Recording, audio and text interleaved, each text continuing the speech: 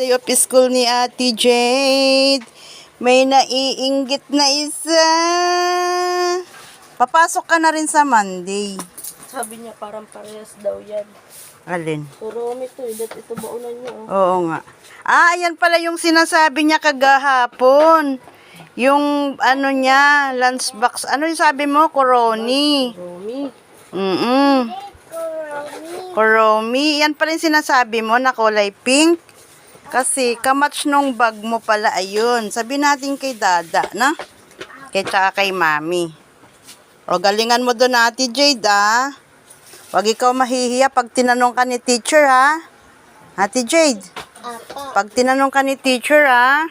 Mag-a-answer ikaw, ha? Apa. O, good luck kay Ate Jade. Wala pa siyang baon. O, kalkal duday. Ilabas na rin natin yung uniform mo. Oh. Next week papasok ka na din. Ito yung uniform mo, ya. Diba? Tapos yung bag mo, ito, tsaka ano mo, oh. Wow! Wag ikaw maiinggit kay Ate Jade, ah. Apa. Kasi papasok ka na rin next week. Kaya naka-ready na lahat din yung things to bring mo, oh. Tapos yung bag mo, tapos ito na yung uniform mo. Ang kulang mo na lang ay yung books. Hindi pa natin nakukuha. Pero bayad na yung books mo, eh. Ano yan? Nasaan pala yung wallet mo kahapon? Ay, yung ito pala, ito. Ito. Kita ko na. May money pa ba yung wallet mo? Ha? Sabi ni Mami, wag ka daw magmamani, eh. Bawal daw sa'yo money. Dapat ano lang, pagkain lang baon mo, ha? Pag pumasok ka, ha? Apa. Kasi bawal ang money sa school. Paper Ayan. naman ako dito nakutago eh. Opo. Sana na natin ilabas tong uniform mo kasi idadawni din natin yan. Lagay muna natin dyan. Yan ang update ngayong umaga dito sa aming maliit na tahanan. O diba, ang hugasan ko naghihintay sa lababo.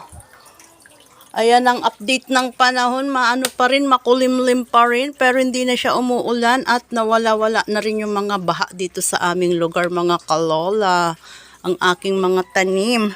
Dito ako nag-ano kasi yung aking kamatis talaga bulaklak siya ng bulaklak pero walang bunga. Bisitahin ko pala kung lumaki na yung ampalaya na nakatago. Ayan, medyo lumaki na siya. So, pag naggulay ako mamaya or bukas kukunin ko na yan. So, yung aking oregano, ang gaganda ng dahon. Oh. Lumagpas na siya sa bakod. Nangapit bahay na yung aking oregano. Ayan. At yung aking ampalaya, dalawa na yung kanyang ano. Ayun yung butlig at tapos meron pa dun sa kabila. Ayun oh. Sa pader. O diba? Nakakatuwa lang pag ganyan. Kahit maliit na lupa, nakakapagpatubo tayo ng mga gulay at iba't ibang halaman. So, ayan lang ang update for today's. Balikan ko ulit kayo mamaya mga kalola. Ang aking pinyang napakalago, o diba? Napakaganda. Tapusin ko muna yung aking mga home tasking bago ako mag-ano sa labas. At maglaga tayo mamaya ng saging. Ayan oh, hinog na yung binili ko kahapon. Hilaw-hilaw pa yan kahapon pero ngayon ay hinog na. So ayan lang mga kalola. Bye-bye for now. Tapusin ko lang yung aking mga gawain bago ako lumabas punta ng talipapa at mamili ng siomai. Bye-bye. Love you all.